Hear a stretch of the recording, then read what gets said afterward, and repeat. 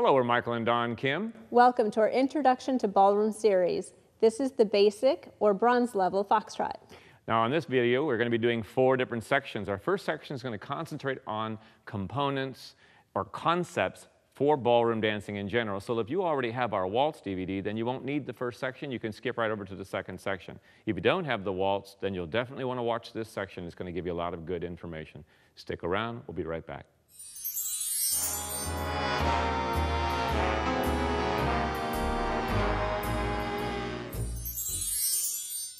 Okay, welcome. We're into our first section now. This is our concept section. So we're going to start off by talking about different things you'll need to get you around the dance floor. One of them is a really good dance position. I'm going to turn my back to you and show you basically your stance, gentlemen. You're standing with your feet nice and close, body over the feet, toes are in line, shoulders slightly relaxed forward, arms slightly ahead of the body. If I turn sideways, you'll notice the elbows are not pulled back, so I'm not making a big chest here. I'm setting them out in front of me. Everything's relaxed, kind of like you're holding a great big beach ball. Now, the left hand is at about ear level, slightly higher. The right hand is around the lady's back, but it's going on a downward slope, so I should not have my hands pitched up like this across her back or my fingers spread out across her back. They should be closed. All of it's in a gentle slope going down around the back. Okay? So that's your basic dance position. Now, we have to include a partner on this to make it more interesting, I'm sure. So I'm going to stand in this position, and Dawn will walk into that position to show you her alignment to me. Ladies, I take my right hand and place it into the gentleman's hand. Notice I'm not squeezing. I just gently place it in there, wrapping my middle finger and the second finger into the little crook of his thumb, and then gently my forefinger, my pinky rest in there, and my thumb just lays along the edge of his.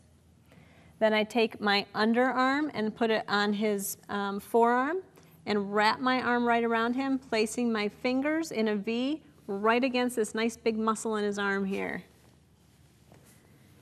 And then I take my body, instead of leaving it behind, I pull everything up and towards him, nice long neck, and I look up and around the corner behind his ear. And notice she's pressing the shoulders down without pulling the elbows down with the shoulders. The elbows are staying in the air. She's creating what we call a shelf in the back of her body here.